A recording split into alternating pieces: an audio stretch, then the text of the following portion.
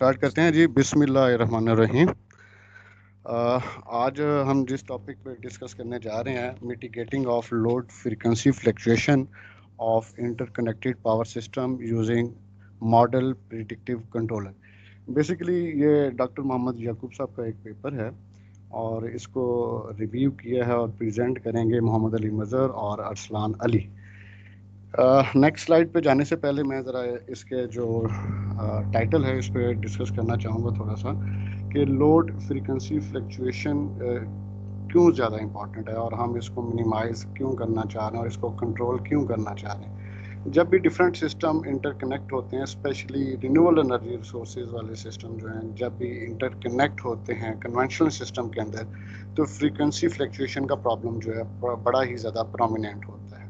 और अगर इसको कंट्रोल ना किया जाए तो सिस्टम के अंदर बहुत सारे फॉल्ट और डैमेजेस वगैरह आते हैं, जो कि हम आगे जाके डिस्कस करेंगे।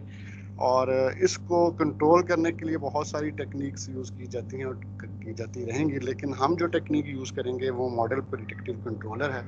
ये टेक्निक क्यों अच्छी है, क्यों बेस्ट है, और हम इसका कंपैरिजन भी देखेंगे दूसरे टेक्निक के साथ, और फिर हमें इस चीज़ का बखूबी अंदाज़ा लगाएंगे कि मॉडल प्रिडिक्टिव कंट्रोलर जो है वो बाकी टेक्निक से क्यों बेहतर है। हमने इस पूरी प्रेजेंटेशन को बेसिकली 5 सेक्शन में डिवाइड किया हुआ है। और सेक्शन 1 में हम इसका इंट्रो देखेंगे। सेक्शन 2 में इंट्रो में बेसिकली हम ज़्यादा फोकस करेंगे कि लोड फ्रीक्वेंसी फ्लक्चुएशन के ऊपर, कि what is the role of load frequency, why frequency fluctuate, effect of frequency fluctuation. ये सारा हमारा जो मेन फोकस है इंट्रो के अंदर जो है वो फ्रीक्वेंसी फ्लक्चुएशन के ऊपर होगा।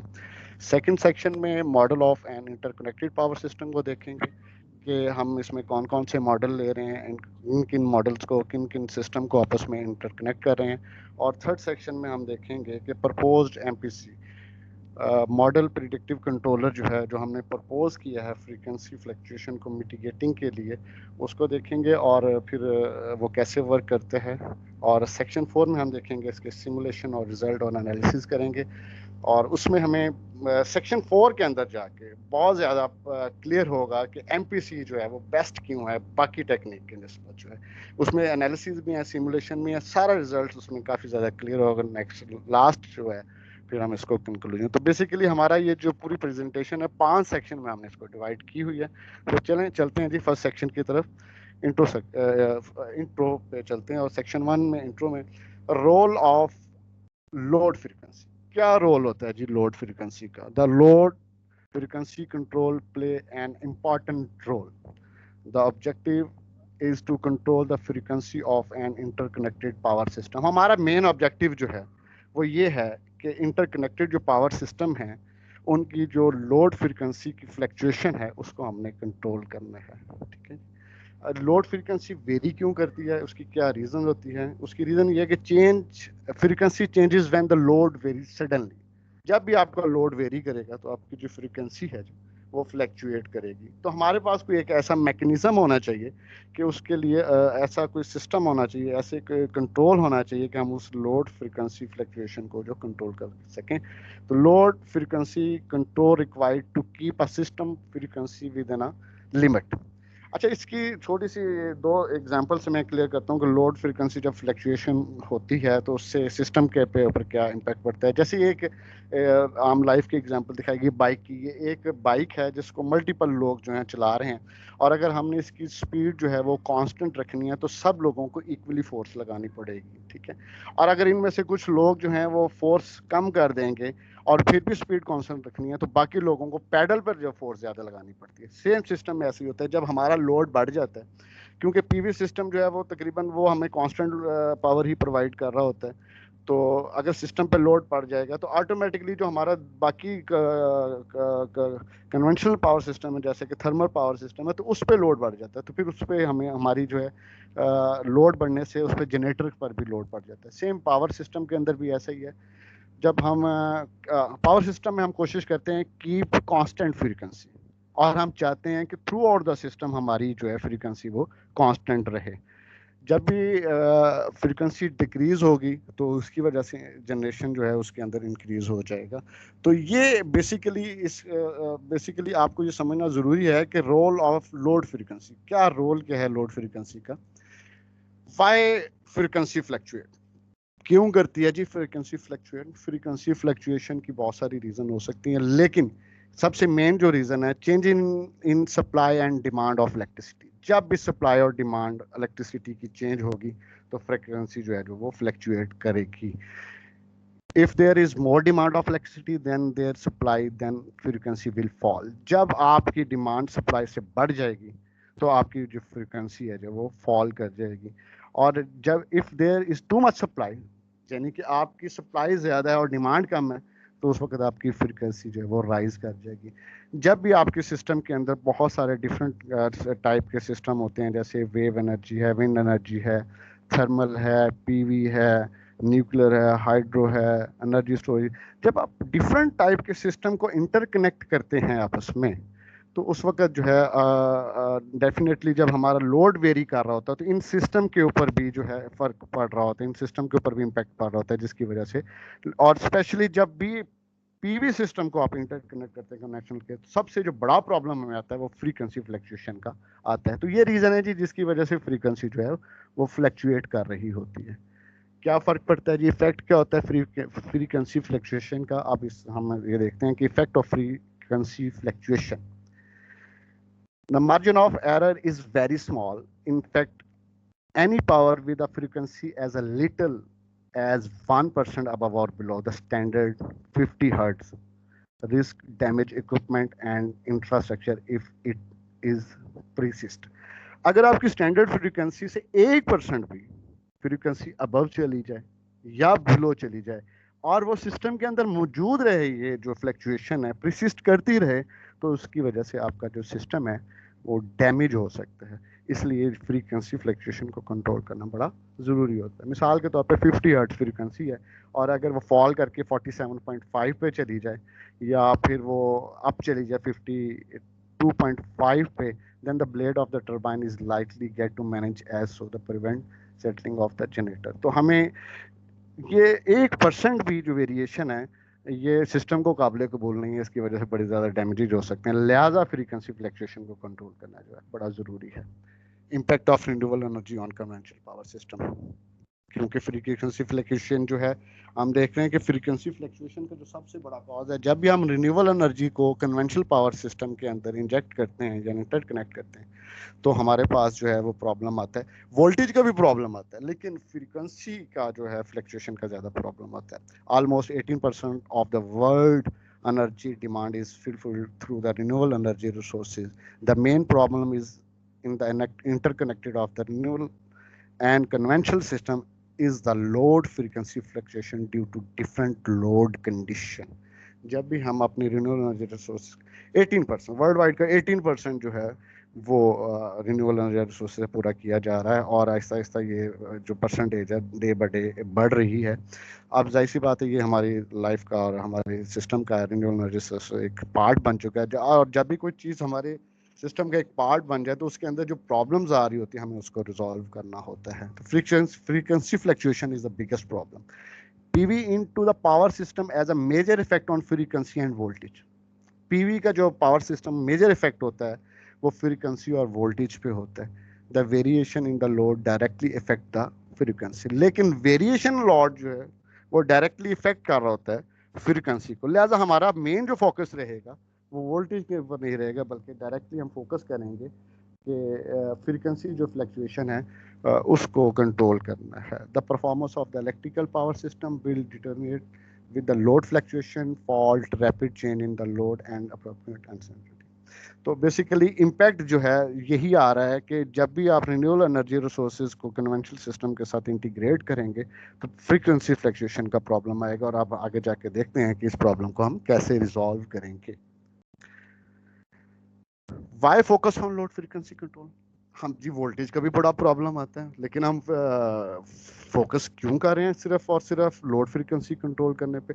Load changes has a greater effect on the frequency than the voltage. ज़्यादा इफेक्ट होता है फ्रीक्वेंसी चेंजेस का, बहुत ज़्यादा इफेक्ट है वोल्टेज से। इसलिए हम लोड फ्रीक्वेंसी पर फोकस कर रहे हैं। In an interconnected system frequency effect is more prominent than the voltage. इसका जो इफेक्ट है फ्रीक्वेंसी कंट्रोल का या फ्रीक्वेंसी फ्लक्चुएशन का, फ्रीक्वेंसी चेंजेस का, इसका इम्पैक्ट जो है वो ज़्यादा प्रोमिनेंट है as compare to voltage. Load frequency control, तो अब ये जो फ्लक्चुएशन हो रही है इसको कंट्रोल का, तो हमारे पास कोई एक ऐसा मैकेनिज्म होना चाहिए, एक ऐसा सॉफ्टवेयर होने चाहिए जिसकी मदद से हम लोड फ्रीक्वेंसी फ्लक्चुएशन को कंट्रोल कर सकते हो। Load frequency control mechanism is used to maintain the frequency within a required limit. तो हमारे पास मैकेनिज्म होना चाहिए इसलिए कि हम लोड फ्रीक्वेंसी को कंट्रोल कर सकते हैं। बहुत सारी कंट्रोलिंग टेक्निक है हमारे पास, controlling technique for load frequency, जिसमें कुछ क्लासिकल टेक्निक है, जिसमें अडेप्टिव कंट्रोल टेक्निक है, optimum PID, proportional integral derivative controller हैं, स्लाइडिंग मोड कंट्रोलर हैं। ये कुछ क्लासिकल टेक्निक्स हैं, और कुछ भी सॉफ्ट कंप्यूटिंग टेक्निक में है, जिसमें artificial neural network, fuzzy logic control है, जेनेटिक एल्गोरिथम है, पार्टिकल स्वॉर्म ऑप्टिमाइजेशन और कोको सर्च एल्गोरिथम है। तो ये कुछ टेक्निक हैं, क्लासिकल और सॉफ्ट कंप्यूटिंग टेक्निक भी हैं। These technique seems to work effectively for the load frequency control problem but still are unable to minimise the frequency fluctuation. ये काम तो कर रही हैं, लेकिन अभी जितनी भी ये टेक्निक मैंने जिनके नाम लिए हैं, और इनको हम सिर्फ नाम ही नहीं लिया, आगे दिखाएंगे भी कि इतना इफेक्टिवली काम नहीं कर रही मिनिमाइज द फ्रीक्वेंसी फ्लक्चुएशन को। लेकिन हमें फ्रीक्वेंसी फ्लक्चुएशन को मिनिमाइज करना है, तो उसके लिए क्या किया जाए? कोई ऐसी टेक्निक होनी चाहिए इनकी जो इनसे ज़्यादा अच्छी काम कर सके। तो वो टेक्निक है जी हम ढूंढने के लिए लगे हुए हैं, और वो टेक्निक बस जल्दी हमें मिलने वाली है कि वो कौन सी टेक्निक है जिससे हम मिनिमाइज कर सकते हैं फ्रीक्वेंसी फ्लक्चुएशन इश्यूज को। वाई मॉडल प्रिडिक्टिव कंट्रोलर, क्यों इस्तेमाल करना चाह रहे हैं जी मॉडल प्रिडिक्टिव कंट्रोलर? इसकी क्या रीज़न क्या है जी, क्यों इसको हम यूज़ करना चाह रहे हैं? कोई और टेक्निक क्यों नहीं यूज़ करना चाह रहे हैं? Its ability to track and predict the future value and make sure the system remains under less disturbance।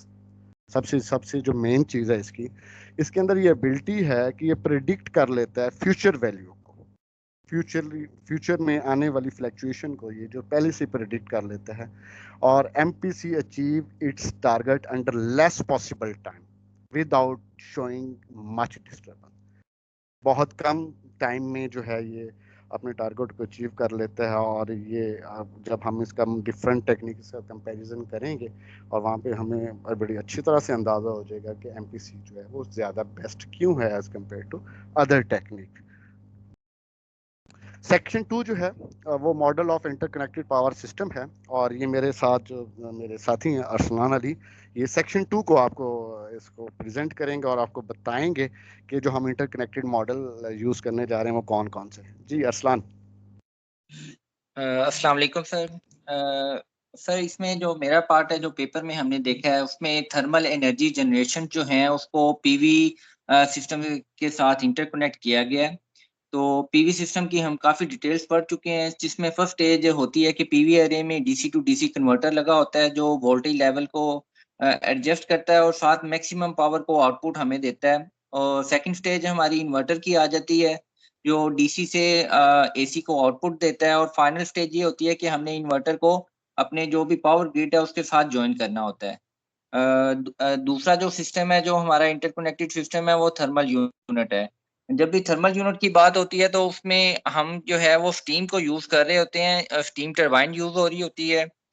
यानी कि एक उसमें generator, steam turbine, governor, reheater और ड्रूप यूज़ हो रहा होता है। उसको हम डिटेल में आगे डिस्कस करते हैं। इसमें बेसिकली हम स्टीम की जो एनर्जी है उसको हम प्राइम मूवर की रोटेशनल पावर में कन्वर्ट करते हैं, जो हमारे जनरेटर को मूव करवाती है। और थर्मल पावर सिस्टम में हमारा जो कंट्रोल है, जो कन्वेंशनल है, वो एवीआर सिस्टम है। लेकिन जो आगे जो हमारी वक़्त की ज़रूरत है उसमें एलएफसी, लोड फ्रीक्वेंसी कंट्रोल भी इसमें अब ऐड कर दिया गया है। नेक्स्ट। अगर हम जस्ट थर्मल जनरेटर को डिस्कस करें तो इसका एक फर्स्ट जो इलेक्ट्रिकल पार्ट है, generator converts the mechanical motion into electricity. Depend कर रहा होता है हमें कौन सा रिक्वायरमेंट है यहाँ पे जनरेटर की, एसी, डीसी। लेकिन normally synchronous three phase AC generator ही यहाँ पे अवेलेबल होते हैं। स्टीम टरबाइन जो होती है इसमें जिसमें हमारी स्टीम पास होती है 3 स्टेजेस में, 2 स्टेज भी अवेलेबल होती है। स्टीम टरबाइन जो है उसके ब्लेड में पास होने के बाद उसे रोटेशनल एनर्जी देती है प्राइम मूवर को। गवर्नर होता है, गवर्नर बेसिकली जो है वो स्पीड को कंट्रोल कर रहा होता है टरबाइन की, और जो पेपर में डिस्कस किया गया है कि पावर माइनस फ्रिक्वेंसी का जो डेल्टा आता है उसके अगेंस्ट यानी कि जो एरर जनरेट होता है उसके अकॉर्डिंग गवर्नर ऑपरेट हो रहा होता है। रीहीटर होता है इसमें जो स्टीम को अंदर एक्स्ट्रा जो मॉइस्चर आता है उसको रिमूव कर रहा होता है। जो मेजर कंट्रोल है जो हमारा पार्ट है यहाँ पे फ्रीक्वेंसी के लिहाज से, वो इसका ड्रूप कंट्रोल है। ड्रूप कंट्रोल बेसिकली आगे जो स्टीम का वॉल है उसको कंट्रोल करवा रहा होता है कि अगर हमारी जो स्टीम टरबाइन है वो 40,000 आरपीएम पे चल रही है, तो उसके आरपीएम सडन कम या ज़्यादा करने हैं तो कितनी स्टीम पास ऑन करनी है। तो ये वाला सारा कंट्रोल जो होता है वो ड्रूप के पास होता है। नेक्स्ट।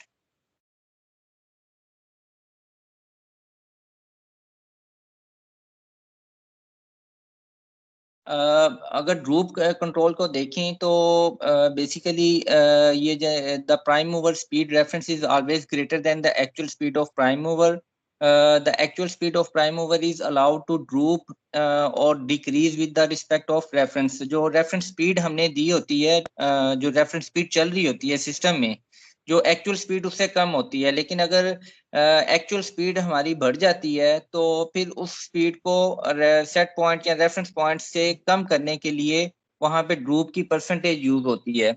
एक एग्जांपल मैंने साथ शेयर की हुई है कि अगर कोई टरबाइन 3000 आरपीएम के ऊपर यानी कि चल रही है, और सडन उसके जो हैं वो आरपीएम 2880 आरपीएम हो जाते हैं, तो उसकी जो नो लोड बेस होगी उसमें ड्रूप की जो परसेंटेज अगर हम निकालते हैं तो वो 4% होगी।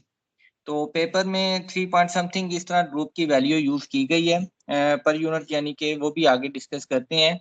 जो सिंक्रोनस जनरेटर हमारा कनेक्ट होता है उसमें ये एक सिंपल जनरल फार्मूला है जिसमें frequency poles into RPM speed over 120 given है। एक जनरल लेफ्ट साइड पे लेआउट दिया गया है जिसमें हमारा यानी कि स्टीम टरबाइन को शो करवाया गया जनरेटर के साथ, लेकिन हमारा ये इतना डिटेल में इसके रिलेटेड एरिया नहीं है। हमारा आउटपुट है जनरेटर की बेसिकली, कि जब वो इंटरकनेक्टेड सिस्टम में कनेक्ट होती है तो उसकी फ्रीक्वेंसी का जो मिसमैच होती है उसको किस तरह हम यानी कि किस एल्गोरिदम या मॉडल के थ्रू क्लियर किया जाए उस इशू को। नेक्स्ट। थर्मल जनरेटर मॉडल जो हमारा यहाँ पे पेपर में शेयर किया गया था उसके जो पैरामीटर्स हैं उसमें ड्रूप की वैल्यू 2.4 पर यूनिट पर हर्ट्ज दी हुई है, यानी कि अगर 1 हर्ट्ज फ्रीक्वेंसी चेंज होती है तो उसके अगेंस्ट 2.4 पर यूनिट ड्रूप होगा। ये ड्रूप की वैल्यू डिफरेंट टरबाइन के लिहाज से डिफरेंट भी हो सकती है। अगर टरबाइन के डिपेंड करता है कि अगर वो 40,000 आरपीएम पे चल रही है और 40,000 आरपीएम के ऊपर 50 हर्ट्ज फ्रीक्वेंसी दे रही है तो उसके ड्रॉप की पर यूनिट वैल्यू और होगी। लेकिन ये जो पेपर में शेयर की गई थी वो 2.4 थी। गेन कांस्टेंट 120 है, रीहीटर गेन 0.5 है। बाकी जनरल टर्म्स हैं हमारी जो इसमें यूज हो रही हैं, लेकिन मेजर इसमें हमारा लेफ्ट सी कंट्रोल के लिए ड्रॉप की वैल्यू को कॉपरेट किया गया है। लेफ्ट साइड के ऊपर राइट साइड के ऊपर सॉरी, इसमें एक डायग्राम शो की गई है जिसमें एवीआर सिस्टम और एलएफसी सिस्टम दोनों को शो करवाया गया है। अब एवीआर ऑटोमेटिक वोल्टेज रेगुलेटर जो है वो एक्साइटेशन को कंट्रोल करवा रहा है, लेकिन दूसरी तरफ अगर हम देखें तो जो फ्रीक्वेंसी के चेंजिंग को कंट्रोल करवाने के लिए हमने जो आगे ड्रूप कंट्रोल या स्टीम का जो वॉल्व है उसको कंट्रोल करवाया हुआ है उधर। नेक्स्ट।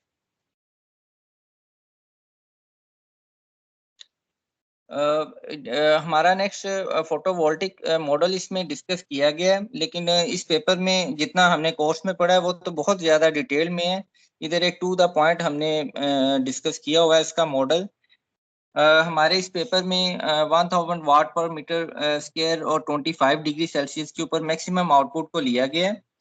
लेकिन इसमें एक आइडियल मॉडल हमने जो शो किया हुआ है डायोड के साथ, और इसमें आईवी और पीवी कर्व सबसे इम्पोर्टेंट होती है। जो एमपीपी को अचीव करने के लिए जो एक ग्राफ साथ अटैच किया गया है। नीचे एक पिक्चर में हमने जनरली व्यू करवाया हुआ है पीवी अरे और ग्रिड के साथ जो है वो thermal steam power plant connect है। नेक्स्ट करना।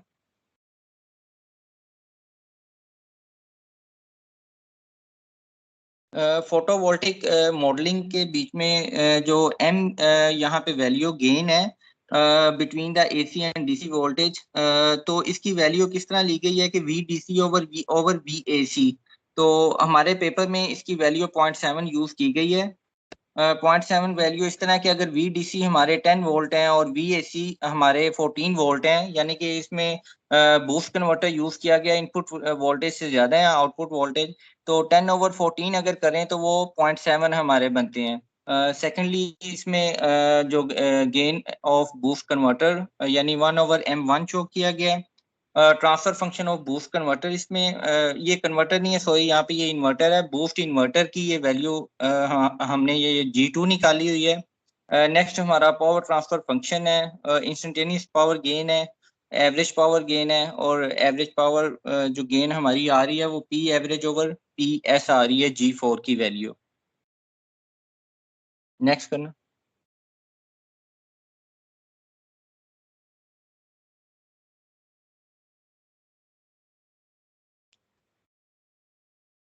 हाँ जी मजर, इसको एक्सप्लेन करें आप।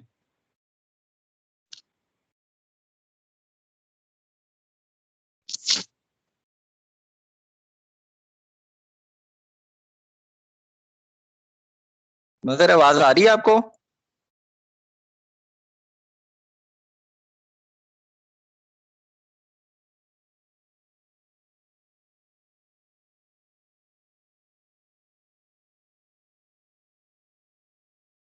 हेलो सर, आवाज आ रही है? हाँ जी आ रही है। आ रही है। Okay sir, thank you very much. Thank you sir, thank you. Sorry for disturbance.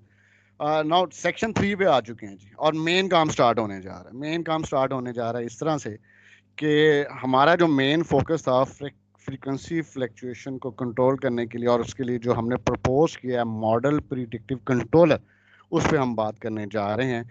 और यहाँ पर एक ब्लॉक डायग्राम में हमें एक सिंगल एरिया मॉडल दिखाया गया। सिंगल एरिया मॉडल बता दूं क्या होता है जी। सिंगल एरिया मॉडल एक ऐसा मॉडल होता है जिसमें एक पीवी एरिया होता है, एक पीवी सिस्टम होता है, और एक ही थर्मल सिस्टम होता है। इससे आगे हम जाके बात करेंगे टू एरिया मॉडल, उसमें दो पीवी सिस्टम आ जाएंगे और दो हमारे पास थर्मल के जो प्लांट आ जाएंगे, और उसको कहेंगे टू एरिया मॉडल। और इन टू एरिया मॉडल को जो आपस में इंटरकनेक्ट किया जाता है वो एक ट्रांसमिशन लाइन के थ्रू कनेक्ट किया जाता है, जिसे हम टाइल लाइन कहते हैं। और उसकी डिज़ाइनिंग भी बड़ी इंपॉर्टेंट होती है, लेकिन हमारा फोकस उससे ज़्यादा कहीं ज़्यादा एमपीसी के ऊपर है कि एमपीसी जो है वो कैसे फ्रीक्वेंसी फ्लक्चुएशन को कंट्रोल करेगा। यहाँ पे मैं बताता चलूँ कि एमपीसी जो है वो बेसिकली लीनियर सिस्टम के लिए और नॉन लीनियर सिस्टम दोनों के लिए फिजिबल होता है। सेकंड, और इसके बाद एमपीसी जो मॉडल प्रिडिक्टिव कंट्रोलर है वो 3 मॉड में काम करता है। नंबर 1 जो है वो प्रोसेस मॉड होता है, सेकंड जो है वो कंट्रोलर होता है, और थर्ड जो होता है वो फिल्टर होता है। प्रोसेस मॉड इज की block of the success of MPC. क्यों है जी की ब्लॉक? ये प्रोसेस जो मॉड है वो की ब्लॉक है किसका? एमपीसी का। क्यों है? रीजन ये है, it predict the real time value of the output variable. Real time value output की जो होती है वो उसको ये जो है प्रिडिक्ट कर लेता है। ये हमारे सामने दो जो सिस्टम है सिंगल एरिया मॉडल दिखाया गया है। इसमें दो पार्ट है, एक पीवी एरिया और दूसरा थर्मल एरिया। ये ऑलरेडी मिस्टर अरसलान अली जो है इसको बता चुके हैं कि पीवी एरिया के अंदर कौन कौन से ब्लॉक होते हैं और कैसे वो वर्क करते हैं, और थर्मल एरिया के अंदर कौन कौन से ब्लॉक होते हैं और कैसे वर्क करते हैं। इसमें एक चीज़ जो समझनी ज़रूरी है, PV area has meet to certain demand voltage and frequency to be integrate with a thermal section. Number two, the control section is installed in the thermal section because load has major effect on the thermal section. अब यहाँ पे नज़र आ रहा है कि हमारा जो control area है वो थर्मल सेक्शन के अंदर हमने उसको इंस्टॉल किया है। उसकी रीज़न मैंने आपको बता दी है, क्योंकि load has major effect on the thermal section. Thermal section पे इसका जो इफेक्ट होता है वो ज़्यादा होता है। तो हम इससे आगे चलते हैं, मेन ब्लॉक डायग्राम की तरफ चलते हैं और देखते हैं और समझने की कोशिश करते हैं कि एमपीसी जो है वो कैसे वर्क करता है, क्योंकि हमारा फोकस एमपीसी पर है, क्योंकि एमपीसी ने हमारी फ्रीक्वेंसी फ्लक्चुएशन को जो है वो कंट्रोल करना है।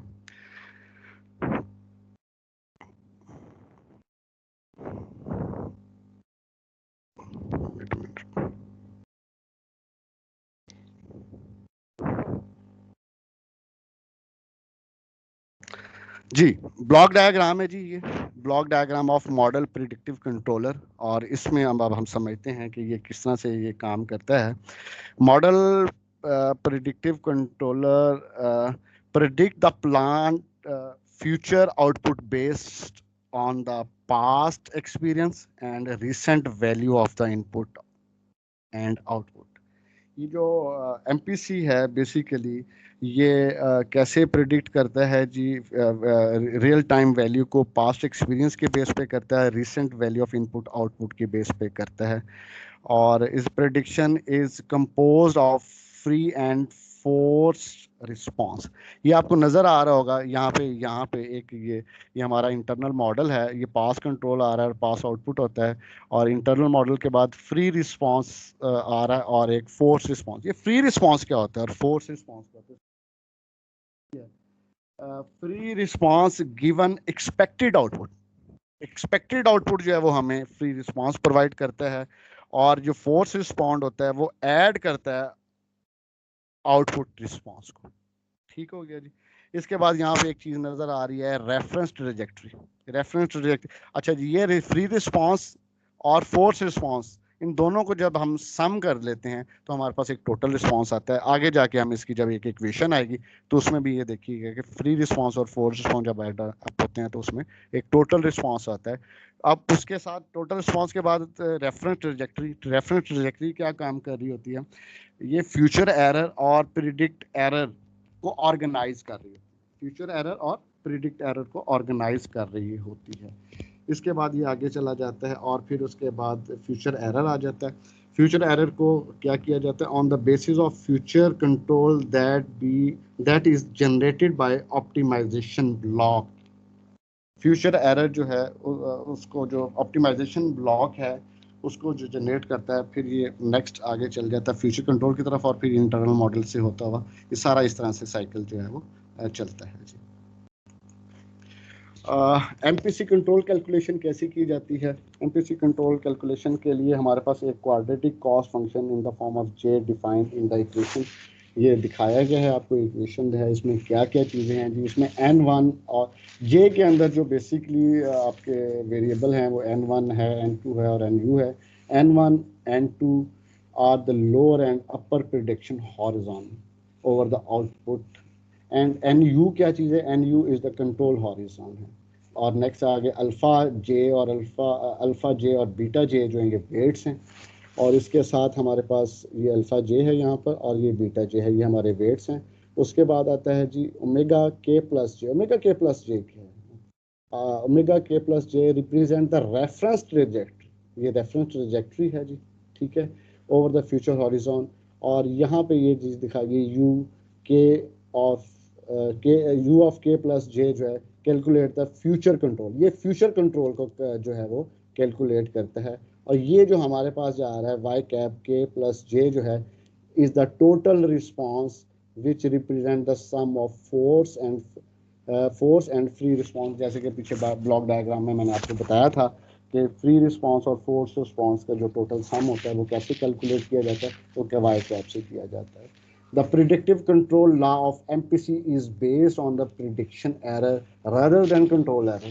प्रिडिक्शन एरर के बेस पे कंट्रोल किया जाता है। और यहाँ पे एक इक्वेशन आपको नज़र आ रही होगी ये वाली, ये इस लॉ के तहत जो है वो इसको प्रिडिक्शन एरर को जो है वो कैलकुलेट किया जाता है। इसमें जो ये ये जो है Y R of K plus one is corrected prediction and K plus one is predicted uniform error vector है जी। तो ये इन इक्वेशन की मदद से हम जो ये फोर्स रिस्पांस और फ्री रिस्पांस और टोटल रिस्पांस और रेफरेंस ट्रेजेक्टरी और ये सारी चीज़ें जो हैं इससे कैलकुलेट कर लेते हैं। ये बेसिकली ये कैलकुलेशन इक्वेशन है एमपीसी कंट्रोल के लिए। नेक्स्ट हमारा फाइनल स्टेज आ गई है जी। नेक्स्ट सेक्शन 4 की तरफ हम जा चुके हैं और अब हम रिजल्ट देखने वाले हैं, सिमुलेशन रिजल्ट एनालिसिस। ये हमारे पास एक मॉडल दिखाया गया है, ये ऑलरेडी हम पीछे डिस्कस कर चुके हैं। ये एक ब्लॉक डायग्राम है सिंगल एरिया मॉडल की, जिसमें एक पीवी एरिया इसमें है और दूसरा हमारे पास थर्मल एरिया है। इसको डिस्कस करने की ज़रूरत नहीं है क्योंकि ऑलरेडी हम इसको डिस्कस कर चुके हैं। नाउ नेक्स्ट रिजल्ट्स की तरफ चलते हैं। अच्छा जी, अब हम बात कर रहे थे स्टार्ट में कि फ्रीक्वेंसी फ्लक्चुएशन क्यों होती है जब लोड चेंज होता है, सडन लोड चेंज होता है। तो जब अब ये देखिए कि जब अगर 10% लोड चेंज हो तो फ्रीक्वेंसी फ्लक्चुएट होगी। उस फ्रीक्वेंसी फ्लक्चुएशन को कंट्रोल करने के लिए जो हम टेक्निक यूज़ कर रहे थे वो MPC, FA, Firefly algorithm, genetical algorithm और PI कंट्रोलर ये यूज़ कर रहे थे। इन 4 टेक्निक्स को यूज़ करते हुए अगर 10% लोड चेंज हो और फ्रीक्वेंसी फ्लक्चुएट हो और उसको कंट्रोल करना है तो कौन सा एल्गोरिदम जो है और कौन सी टेक्निक सबसे बेस्ट है। इसमें सबसे जो बुरी रिजल्ट आ रहे हैं वो PI के देखें, ग्रीन कलर के, जिसको ग्रीन कलर से शो किया जा रहा है। आप देखेंगे तो इसकी फ्लक्चुएशन जो है वो बहुत ज़्यादा है, ओवरशूट भी बहुत ज़्यादा है, अंडरशूट भी बहुत ज़्यादा है। और इसके सेकंड नंबर पे अगर देखें तो जेनेटिक एल्गोरिदम के अंदर अंडरशूट है, ओवरशूट इतना ज़्यादा नहीं है। और ब्लू जो है वो शो कर रहा है, ब्लू कलर का जो ब्लू कलर का ग्राफ है वो फायरफ्लाई एल्गोरिदम को शो कर रहा है।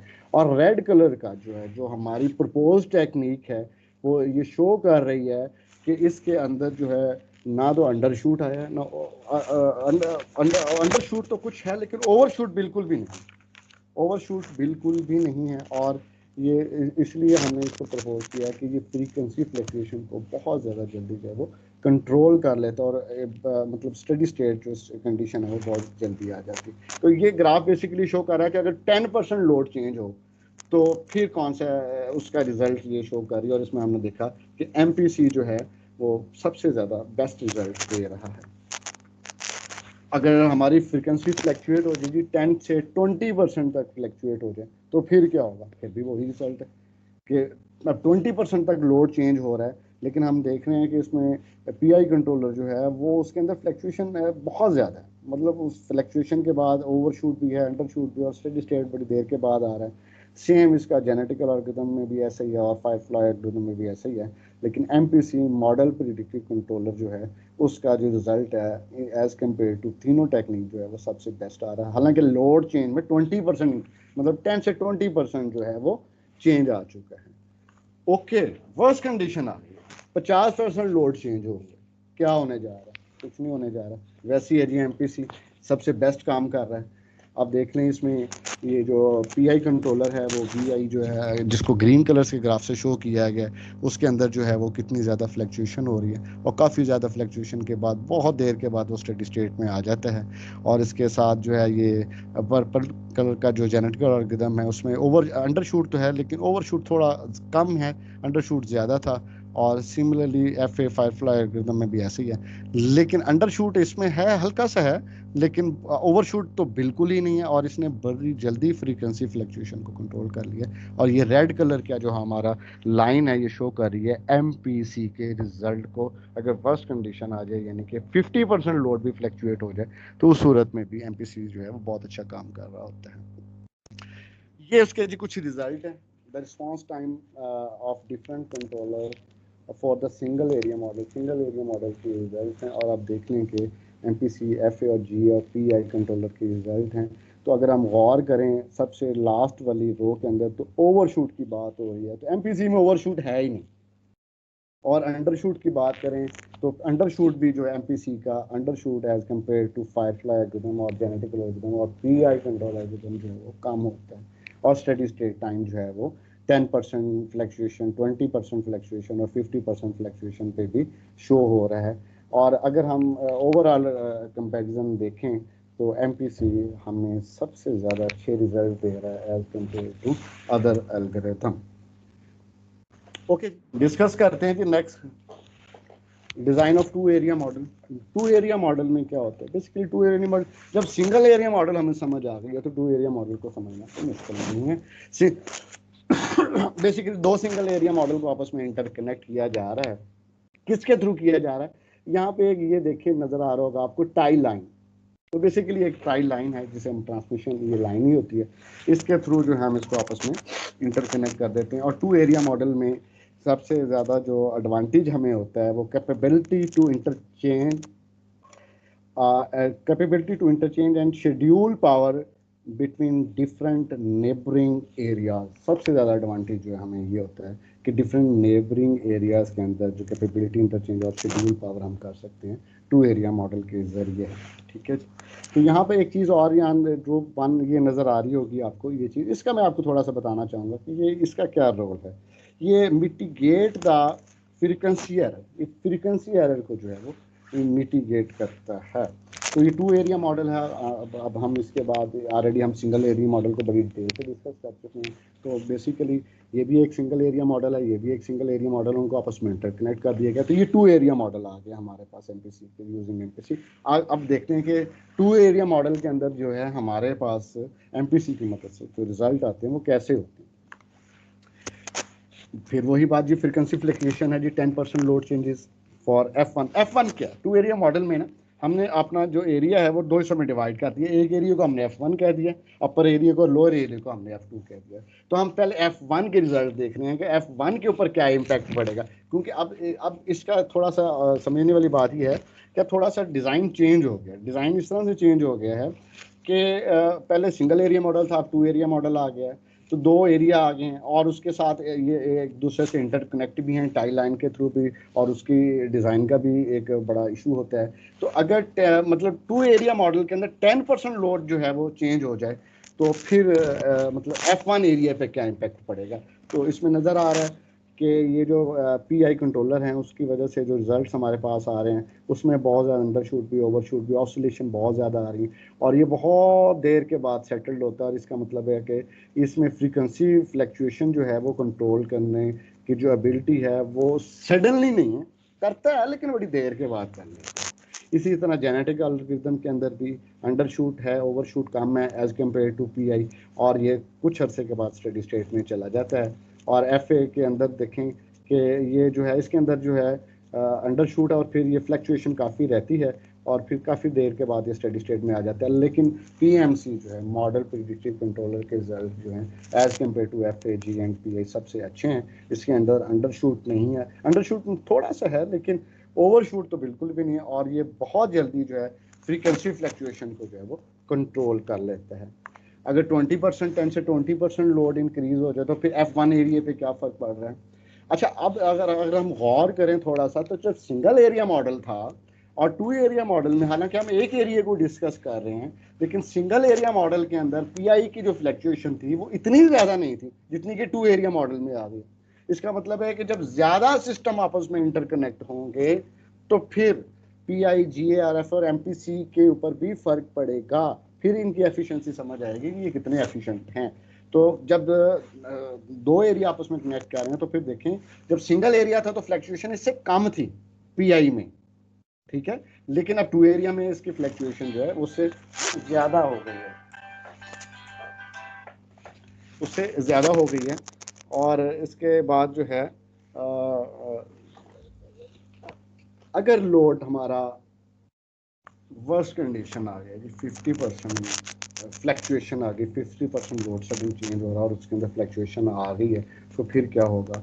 फिर भी देखें हमारा जो MPC कंट्रोलर है वो सबसे बेस्ट काम कर रहा है, और उसके अंदर जो है अंडरशूट थोड़ा सा, ओवरशूट तो है ही नहीं, और उसके बाद बड़ी इजीली वो स्टेडी स्टेट में आ जाता है और इसमें फ्लक्चुएशन बड़ी इजीली कंट्रोल हो जाती है as compare to PI, G और FA के निस्बत जो है। ओके, ये इसके जो आखिर में इनका कंपैरिजन रिजल्ट्स आए हैं हमारे पास MPC, FA और GA और PI के, और हम देख रहे हैं कि ओवरशूट जो है वो बिल्कुल ज़ीरो है MPC के अंदर, और बाकी FA और GA और इनमें कुछ ना कुछ ओवरशूट की क्वांटिटी रहती है। अंडरशूट जो है वो थोड़ा है as compare to FA, G और PI MPC के अंदर, और स्टडी स्टेट टाइम जो है वो भी सबका मेंशन किया गया। तो ओवरऑल अगर हम इसका कंपैरिजन करते हुए देखें तो हमारी जो टेक्निक है जो हमने प्रपोज किया है मॉडल प्रिडिक्टिव कंट्रोलर, वो सबसे बेस्ट रिजल्ट दे रही है अभी तक तो। Okay, model area frequency fluctuation change 10% अगर चेंज आ जाए तो F2 इंटू सेकेंड एरिया में क्या फ़र्क पड़ता है। सेकेंड एरिया में देख लें ज़रा फ़र्क जो है उससे भी बड़े वास्ट कंडीशन आ गई जी। PI तो बिल्कुल पकड़ा ही नहीं जा रहा, उसके फ्लक्चुएशन जो है वो बहुत ज़्यादा हो रही है और बड़ी देर के बाद स्टडी स्टेट में जाता है, ओवर शूट भी है, अंडर शूट भी है। और सेम जेनेटिक एल्गोरिथम में भी ऐसे ही और FA में भी ऐसे ही चल रहा है। लेकिन MPC जो है वो बहुत अच्छे रिजल्ट दे रहा है, थोड़े से अंडरशूट और जीरो ओवरशूट के साथ ही बड़ी जल्दी स्टडी स्टेट में चला जाता है। तो इसी तरह अगर 20% पे चले जाएं तो उसमें भी ये इस तरह के रिजल्ट आ रहे हैं, और इसी तरह वर्स्ट कंडीशन में आ जाएं तो 50% पे भी यही रिजल्ट आ रहे होते हैं। ये इनका जो है सेम बिल्कुल वैसे ही रिजल्ट है जैसे F2 मतलब पहला जो 2 एरिया मॉडल था उसका F1 एरिया, उसके अंदर क्या रिजल्ट है, और F2 एरिया के अंदर रिजल्ट देखें तो ओवरशूट तो फिर भी हमारा जीरो ही आ रहा है हमारे जो मॉडल है, मॉडल प्रेडिक्टिव कंट्रोलर के तहत, और बाकी में ओवरशूट जो है कुछ न कुछ है। अंडरशूट जो है वो थोड़ा सा है, लेकिन एज कम्पेयर टू बाकी एल्गोरिदम जो हैं वो हमारा अंडरशूट भी कम, और स्टडी स्टेट जो है वो टाइम सब के अंदर मेंशन किया। तो रिजल्ट यहाँ पर ये निकला कि हमारा मॉडल प्रेडिक्टिव कंट्रोलर जो है बस अच्छा वर्क कर रहा है एज कम्पेयर टू अदर। अच्छा, ये हमारी टॉपिक हमारा जो मेन फोकस था वो उसके ऊपर था मॉडल प्रेडिक्टिव कंट्रोलर के, लेकिन इसके अंदर हम चलें थोड़ा सा इसका भी रिजल्ट डिस्कस करें, design of tie power line. और अगर टाई पावर लाइन के मतलब अगर फ्रीक्वेंसी 10% लोड चेंजेस हो तो फिर क्या फ़र्क पड़ रहा होता है, फिर इसको ये कैसे कंट्रोल कर रहा होता है। तो इसके अंदर भी देखें तो ये अंडर शूट जो है वो बहुत ज़्यादा है, ठीक है, PI में, GA में और FA में, और ओवरशूट थोड़े एज कम्पेयर टू कम है।